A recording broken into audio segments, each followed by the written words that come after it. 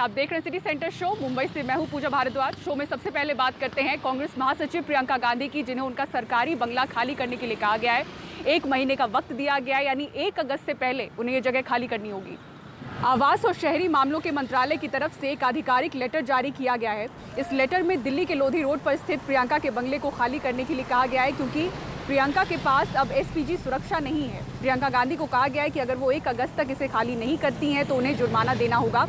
आपको बता दें कि प्रियंका गांधी, सोनिया गांधी और राहुल गांधी को दिए गए एसपीजी कवर को पिछले साल नवंबर के महीने में वापस ले लिया गया था। और मेरे साथ हमारे सहयोगी सौरभ शुक्ला बने हुए हैं, उनसे ज़्यादा जानकारी लेते हैं। सौरभ, इस खबर पर और क्या जानकारी और क्या प्रियंका गांधी की तरफ से कोई प्रतिक्रिया आई है? वो घर जहां पर वो पिछले 23 साल से रह रही थी, यानी वो इस बंगले में 1997 से रह रही हैं, बंगला नंबर 35 लोधी स्टेट। आज उनको मिनिस्ट्री ऑफ हाउसिंग ने नोटिस दिया है और कहा है कि 1 महीने के अंदर उन्हें ये बंगला खाली करना होगा, क्योंकि पिछले साल नवंबर में उनको जो एसपीजी सिक्योरिटी मिली थी वो हटा लिया गया था। यानी अब वो इस बंगले के लिए एंटाइटल्ड नहीं है, क्योंकि जिनके पास एसपीजी प्रोटेक्शन होता है या फिर उनके पास एनएसजी प्रोटेक्शन होता है, उन्हें सरकारी बंगले में उनको सरकारी बंगला रहने के लिए दिया जाता है। चूँकि अब प्रियंका गांधी के पास एसपीजी प्रोटेक्शन नहीं है, इसलिए उन्हें ये बंगला खाली करना होगा। जो हमारे करीबी सूत्र हैं प्रियंका गांधी के, उनका कहना है कि जब सरकार ने एसपीजी कवर हटाया था तब से ही ये आकलन कर लिया गया था कि जल्द ये बंगला भी ले लिया जाएगा। तो कोई बड़ी बात नहीं, कानूनी तौर पर ये बंगला नहीं रख सकती हैं। प्रियंका गांधी पालन करेंगी और अगले 1 महीने में ये बंगला 35 लोधी स्टेट, जहां पर शादी के बाद से वो रह रही थी, उनको ये बंगला खाली करना होगा। गांधी परिवार को राजीव गांधी की मृत्यु के बाद सिक्योरिटी रीजन से 1991 से उन्हें एसपीजी प्रोटेक्शन दिया गया था, क्योंकि जिस तरीके से राजीव गांधी की हत्या हुई थी पूरे परिवार पर खतरा था। कांग्रेसियों का कहना है कि ये राजनीतिक बदले की भावना से केंद्र सरकार कर रही है ऐसा, और उधर प्रियंका गांधी का कहना है कि वो कुछ भी नहीं आधिकारिक तौर पर कहना चाहती हैं। वो जो अपना काम है वो करते रहेंगी और वो इन तमाम चीज़ों से प्रभावित नहीं होने वाली हैं।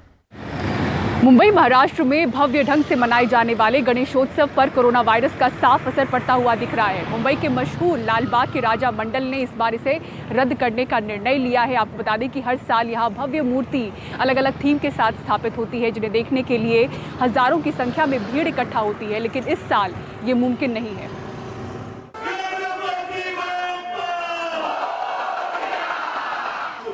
86 साल के अपने इतिहास में पहली बार मुंबई की सबसे मशहूर और बड़ी गणेश जी की प्रतिमा लालबाग सा राजा की झांकी इस साल नहीं निकलेगी कोरोना की वजह से।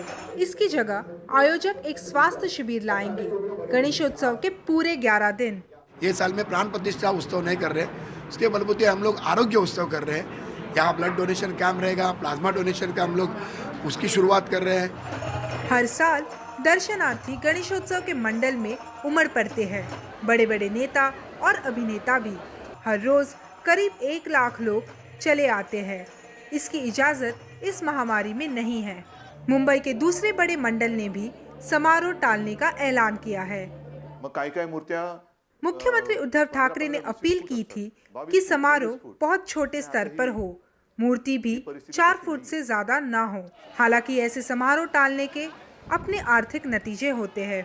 लालबाग की मशहूर मूर्ति बनाने वाले संतोष कामले कहते हैं, छोटी मूर्तियों का भी धंधा मंदा है। हमारे रॉ मटेरियल जो गणपति के लिए लगते हैं, प्लास्टर है या अंदर लगने वाला कॉयर है, ये सब अभी तक मैन्युफैक्चरर से हुआ है, गुजरात से आता है, कोई केरला से आता है, वहाँ से अभी तक कुछ माल मटेरियल आया नहीं है। ये टाइम शायद से छोटा घर का जो मूर्ति है वो भी जो 100% बनता था, तो मेरे ख्याल से अभी वो 30-40% बनेगा। गए साल हम लोग को जो टर्नओवर था और अभी का उसमें आधा 50% हम लोग को उसके ऊपर ये पड़ा है, फर्क पड़ा है उसके ऊपर से। कारबर के लिए हम लोग एक ही धंधा करके उसमें से जो प्राप्त होता है उसी में ही हम लोग का गुजारा होता है। जयेश जलगांवकर ने कच्चे माल के लिए 7 लाख रुपए का कर्ज लिया था, अब परेशान है। मेरे 3 से 4 लगते हैं, जैसा काम रहेगा वैसा 3 तो मेरे फिक्स ही रहते हैं हर साल में गणपति के, तो ये टाइम तो कुछ होने वाला ही नहीं है। लालबाग मंडल के इस फैसले के बाद बाकी कई मंडल भी इसी तरह फैसला ले सकते हैं और दूसरे जो छोटी मूर्तियां रखेंगे वो अपने भक्तों को ऑनलाइन दर्शन देंगे। तो मुंबई, जो कि गणेश त्योहार के लिए मानी जाती है, वो इस साल एक नए ही रंग रूप में नजर आएगी। मुंबई से कैमरा पर्सन प्रवीण जी रोहित और राजेंद्र दयालकर के साथ पूर्वा चिटनिस, एनडीटीवी इंडिया। मुंबई का 130 साल पुराना धोबी घाट न सिर्फ विश्व की सबसे बड़ी ओपन एयर लॉन्ड्री मानी जाती है, बल्कि बॉलीवुड और पर्यटकों के बीच इसकी अहम और बड़ी पहचान भी रही है। लेकिन कोरोना काल में देखिए किस तरह से धोबी घाट का अस्तित्व भी धुलता जा रहा है।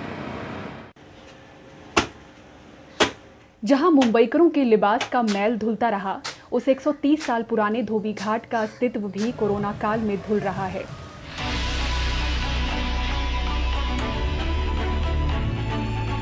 धोबी घाट की इन संकरी गलियों में मौजूद कई घरों में ऐसे ताले जड़े हैं।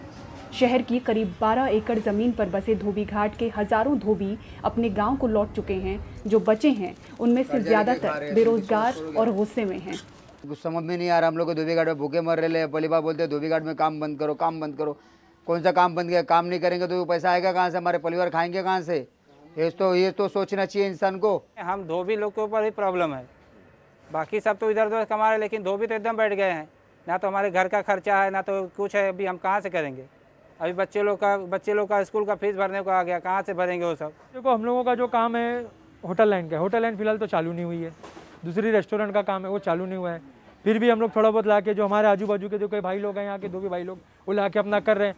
अब भाई कितना महीना कोई बैठेगा, क्योंकि कोई पूरा करने वाला है नहीं। कोई सरकार पूरा नहीं करने वाली है, ना कोई हम लोग के यहाँ का कोई नेता पूरा करने वाला है। हमको अपना खोदना, अपने कुआं खुद के पानी पीना है। धोबी घाट के ग्राहक घर, नामचीन होटल, अस्पताल और रेलवे ही नहीं, थोक, रिटेल स्टोर्स और गारमेंट एक्सपोर्टर्स भी हैं। पेशेवर क्लीनिंग और कलर के लिए उनका अंतिम सहारा यही है। सालाना टर्नओवर करीब 100 करोड़ का बताया जाता है। काम बंद है, फिर भी बिजली बिल से लेकर कपड़े धोने के इन पत्थरों का किराया भरने पर मजबूर हैं। पत्थर का भाड़ा नहीं भरोगे तो 50 रुपया फाइन लग रहा है महीना के। 1 रुपया आ नहीं रहा, लेकिन 50 रुपया हम लोग को फाइन भरना पड़ेगा। कहाँ से हम लोग देंगे? जब काम धाम बंद है, सरकार घोषित कर रही है ये माफ किया जाएगा, लाइट बिल माफ किया जाएगा, स्टोर मालिक का भाड़ा माफ किया जाएगा, तो क्या हुआ? कुछ नहीं हुआ। और काम धाम है नहीं, यहाँ खाने पीना मर रहे तो और बीएमसी पैसा कहाँ से भरे? होटल, घर के कपड़े बंद हैं, मगर कुछ अस्पतालों की चादरें यहाँ जरूर पहुँच रही हैं। संक्रमण का खतरा है, पर पेट की भूख के आगे कोरोना का डर सताना शायद बंद कर चुका है। मुंबई से पूजा भारद्वाज की रिपोर्ट, एनडीटीवी इंडिया के लिए। जैसे जैसे लॉकडाउन की सख्तियां कम हो रही हैं, वैसे ही नया खतरा मंडरा रहा है, और वो है शादी जैसे समारोहों में लोगों के इकट्ठा होने पर इसके तेजी से फैलने का खतरा। बिहार के पटना और राजस्थान के भीलवाड़ा में कुछ ऐसा ही दिखा। देखिए रिपोर्ट। पटना और भीलवाड़ा की ये शादियां कोरोना सुपर स्प्रेडर्स के नाम से अब चर्चा में हैं। 111 लोग पटना की इस शादी समारोह के बाद पॉजिटिव पाए गए हैं। शादी के 2 दिन बाद ही दूल्हे की मौत हो गई। दूल्हा गुड़गांव की एक कंपनी में काम करता था और शादी से 2 हफ्ते पहले गांव लौटा था। तेज बुखार होने के बावजूद उसने शादी की सारी रस्में निभाई, क्योंकि परिवार वालों को लगा शादी को टालने में और ज्यादा खर्चा हो जाएगा। लोग हाउस टू हाउस सर्वे भी कर रहे हैं, जिसमें अभी तक कोई भी सिम्टोमेटिक लोग नहीं मिले हैं, और जितने भी लोग हैं वो सभी स्टेबल हैं, और जो हम लोग के आइसोलेशन सेंटर्स में हैं उसी में अभी इलाजरत है। शादी समारोह के 2 हफ्ते बाद जब मेहमान पॉजिटिव निकलने लगे तो इस गांव में स्वास्थ्य विभाग ने कैंप रख के सैंपलिंग की, जिसमें 111 लोग संक्रमित पाए गए। तिलक पड़ा है, तुरंत उन्हें जा रहे हैं हॉस्पिटल से आकर ब्याह शादी करा रहे हैं। हम सब कहाँ जानेंगे? हम सब गए अपना कि मैं बोलाता हूँ, हम सब खाने पीने गए वहाँ पर। खाने पीने के बाद में फिर हॉस्पिटल गए, वहाँ से फिर आए। अब हम सब ये सब में डर में बने हुए सर। राजस्थान के भीलवाड़ा में शादी में ज्यादा मेहमान नवाजी दूल्हे पक्ष के लिए भारी पड़ रही है। 13 जून की शादी में 3 बड़े फंक्शन हुए, जिनमें 1000 से ज्यादा मेहमान आए, जबकि सिर्फ 50 को अनुमति थी। न मास्क की परवाह थी और न सोशल डिस्टेंसिंग की। नतीजा ये हुआ कि दूल्हा, दुल्हन, दूल्हे के पिता और दादा सहित 16 लोग संक्रमित हो गए, जिसमें दूल्हे के दादा की मौत कुछ दिन बाद हो गई और कई मेहमान क्वारंटीन में हैं। जिला प्रशासन ने इसे गंभीरता से लेते हुए दूल्हे पक्ष पर 6 लाख रुपए से ज्यादा का जुर्माना लगाया है और उनके खिलाफ FIR भी दर्ज हुई है। जिला प्रशासन का कहना है कि जानबूझ के ऐसी लापरवाही से सरकार को खर्चा तो हुआ ही है, लोगों की जिंदगी भी जोखिम में पड़ गई है। पटना से मनीष कुमार और भीलवाड़ा से संजय लड्डा के साथ हर्षा कुमारी सिंह, NDTV इंडिया।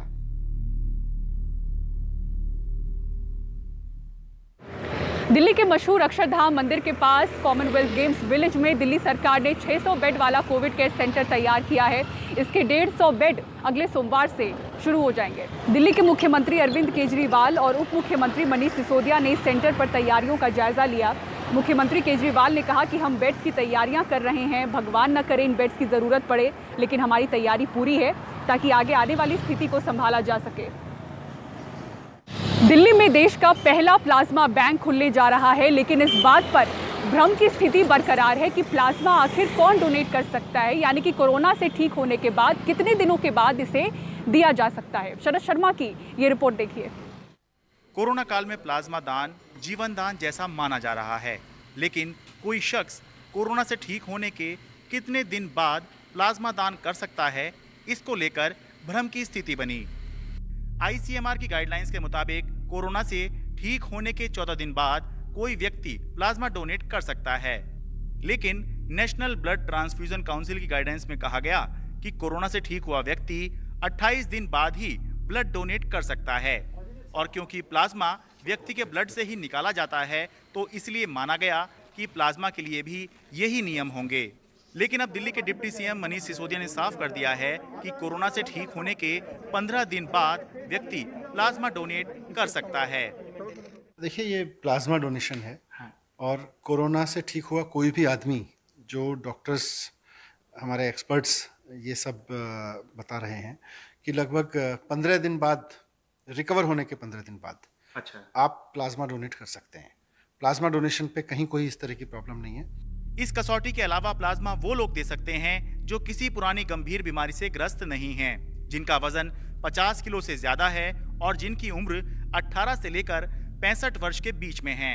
यही नहीं, दिल्ली सरकार जल्द ही प्लाज्मा डोनेशन के लिए बाकायदा स्टैंडर्ड ऑपरेटिंग प्रोसीजर जारी करने वाली है। गुरुवार को दिल्ली के मुख्यमंत्री अरविंद केजरीवाल दिल्ली के ILBS अस्पताल में देश के पहले प्लाज्मा बैंक का उद्घाटन करने जा रहे हैं।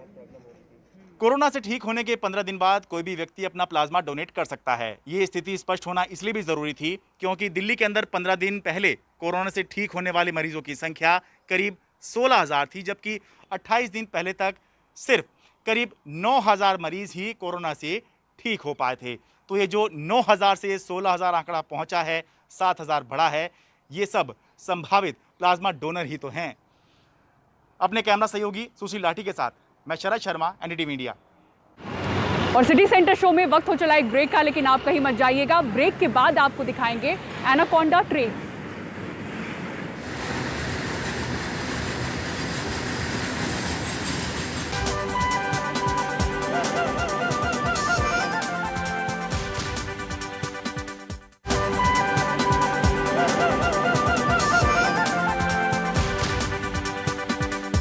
और अब आइए बात करते हैं 3 किलोमीटर लंबी भारतीय रेल की मालगाड़ी की, जिसे सुपर एनाकोंडा ट्रेन कहा जा रहा है। साउथ ईस्ट सेंट्रल रेलवे ने 3 मालगाड़ियों को एक साथ जोड़ा है। मालगाड़ी में 177 डब्बे, 3 इंजन थे। 15,000 टन माल की ढुलाई एक साथ ही करती है। बिलासपुर चक्रधरपुर डिवीजन के बीच ये रेलगाड़ी दौड़ी। और इसी के साथ सिटी सेंटर शो में मुझे दीजिए इजाजत। खबरों के लिए देखते रहें NDTV इंडिया। नमस्कार।